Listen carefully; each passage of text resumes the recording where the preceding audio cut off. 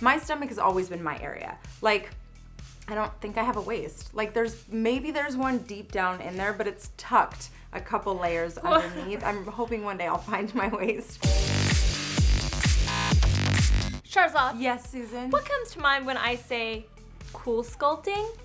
That you've asked me that question twice before, and now this is your third time. What I think of when I think of Coolsculpting is the episode of the SASS that we did on Coolsculpting where I got it done. And then I also think of the episode on the SASS where I got sculpture done, which is kind of like Coolsculpting's like sister. Yeah, they're like rivals. They're like rivals. the nemesis. It's like the nemesis. That's what I think of, Susan. Yeah. What do you think of? I think about all the questions that we still get about Coolsculpting on that YouTube video. Yeah, we did get a lot of questions, so we thought we would share pros and cons. Pros and cons. From my experience. From your experience, from what we know. You've seen other people get Coolsculpting, I have. so I'm super curious to know what Susan Yar thinks about Coolsculpting as well. She has opinions even though she doesn't get it because she doesn't need it. All right, so let's start with some pros. Coolsculpting is a non-invasive procedure that gets rid of stubborn fat. So if you have a little fat pocket, let's say on your flanks or your love handles, your belly, wherever, almost wherever. Flanks. She's been working out with the trainer. Flanks. They tell me flanks now. It can help minimize the appearance, get rid of it. And actually what I remember learning from Coolsculpting is that it's really for people that are in pretty good shape already, but have like a little stubborn pocket. So it's essentially an alternative to liposuction. Exactly. So what it does is it sucks up, it has like these little handles. And so there's either like a big handle, a little piece, or like a small one. Not a big handle. And it sucks up in that little handle, it sucks up your fat, freezes it, and it kills all those fat cells that are within that little part. Right. Some people get a better reaction than other people. I've heard great things about Coolsculpting. This is, again, if you're thinking about lipo, but the thought of lipo scares you because you don't want to get surgery, look into this. Yeah, so one pro is it's an alternative to liposuction. Lipo, non-invasive. Yeah. Second pro is the recovery. The recovery compared to liposuction, which I haven't had. But what we've known people to have liposuction, they say it hurts. It hurts and you need like 6 weeks, 2 months, something like that. With Coolsculpting, I mean, for me personally, I had some bruising on both sides, and I tend to bruise easily, and they lasted for, I don't know, maybe like 10 days. They were gnarly bruises. I want to say they were as big as the applicators were. So I think the applicators used on me were about this big. So that was a trip that I wasn't expecting was to be like bruised. And again, I bruise easily. So, you know, keep that in mind if you're going to be in a bikini after Coolsculpting. You may want to get it like way before or after because you don't want to rock the Coolsculpting bruises. Yeah. Well, another pro is that it's widely accessible, right? Yes. You can kind of go into a med spa. You can go to med spas and do it. You can see a plastic surgeon. You can see dermatologists. People do it on their lunch break. Yeah. Like it's, you know, there's no prep for it. You don't go under. Yeah. So you can just sit there and read a book or lay there and take a nap. Yeah, you can. And then you can drive yourself home because you're not on any meds. You don't need anybody to come with you.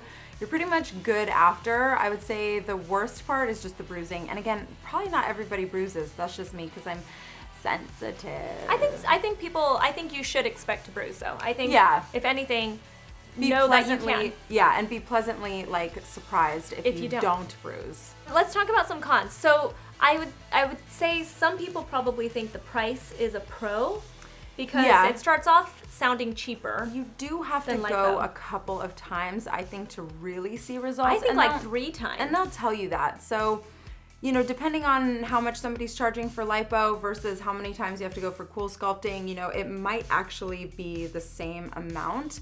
But it just depends. Everybody's different. You could go to Coolsculpting once and be like, that's all I needed because I'm perfect. Yep. Or you might have to go many, many times and you'll be thinking to yourself, well, I should have just gotten lipo. Yeah, exactly. You know? Which is kind of the major con about this is that you don't know if you're going to be one of the people that it works on. Diet and lifestyle play a huge role in this as well. People I see the best results on are men who are like in really, really good shape, but for some reason they just can't get that six-pack. Right. Like they're just getting like, they've got like a little bit of fat right over their six-pack. And they want that like... They want their abs to really show and they've been working so hard. So it's like those guys that have that, I feel like they see a big difference.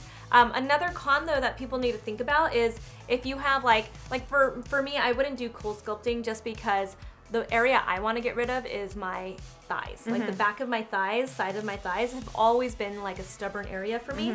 But it's like, it's one of those things where it's like not a defined area. Yeah. And you don't want to get a shelf. You can literally like get a little bit of like a shelf. Right, like Look, it'll because remove it's that the piece. fat where the applicator Yeah, is. right where the applicator was. So if your fat doesn't fit perfectly into it, you don't want to do it because you might get like an indentation just like that. I would say the con for me personally is that I didn't notice drastic results. And keep in mind, I was in between pregnancies when I started getting Coolsculpting. I was still losing weight because I gained so much both times and was still like in the midst of like losing weight and working out in between both. And I noticed results because I felt like I was working out and eating healthy. It's hard to say if those results were a direct, correlation with getting Coolsculpting. The thing with liposuction is you see the results immediately. It's painful. The recovery is painful. Yeah. Not during the actual surgery. It shouldn't hurt when you actually get it done. But the recovery, I hear, is super, super painful. And that's something you need to think about. But you do see the results immediately. Right, whereas Coolsculpting, I remember being told that it takes like a month for the results to really set in, and then you want to do it a couple more times, so you're looking at like a few months to maybe notice any like real changes. And the changes that you do notice are going to still be pretty minimal overall, so it'd be like if you're measuring your waist, you might notice a difference. But if you're just like walking down the street and catching your reflection, you might not notice like a huge difference. Right, you might feel like when you put on your pants. Like maybe they like zip a little easier and stuff, but again, that could be over the course of a few months. One of the cons for me in actually getting the treatment was that it feels really weird when they suction you, when they put the applicators on. I remember, you guys, I was there. I was holding Sharzad's hand. Yeah, it felt weird. And then, you kind of got to lay in this sort of awkward position for like an hour. And, the way I was laying and the way the applicators were applied, like I could kind of only do one side at a time. So that's like a minimum 2-hour like beauty treatment. And I guess I'm just a bit of an impatient person, and it felt like a long time. And taking the applicator off, something about this like made me feel so I actually think nauseous. about this a lot. The look on your face. Oh my God, I felt like I was gonna throw up. I think you went and bought me a juice because I felt like I was feeling faint, like a pressed juice or something. And I was like, I get nauseous easily. I'm sensitive, all the things. I have to treat myself like an infant.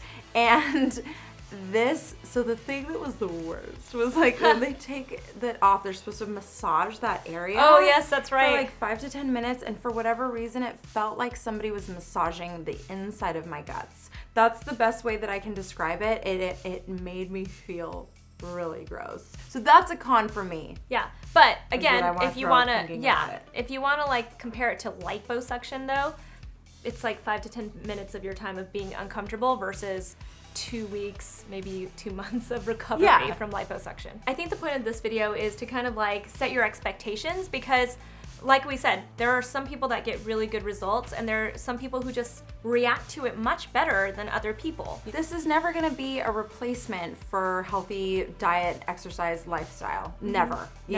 Plastic surgery is not. In my opinion, you've gotta make sure you take care of the inside. Thank you guys so much for watching this episode of the SASS. Leave any Coolsculpting questions, comments, concerns down below. Your experience, if you guys have tried it, right? Yeah, or if we you're, wanna know. If you're up for talking about lipo, what that experience was like. This is such a good beauty community that I feel like Susan and the team has created. So talk amongst yourselves, be open, share. Secrets don't make friends, so be open about what you're doing. You can also find us in our private Facebook group if you do want to be a little more secret with it. We'll leave a link below in the description. It's called Beauty and Wellness Questions Answered. Yes. You can watch the Coolsculpting videos over there. Yeah.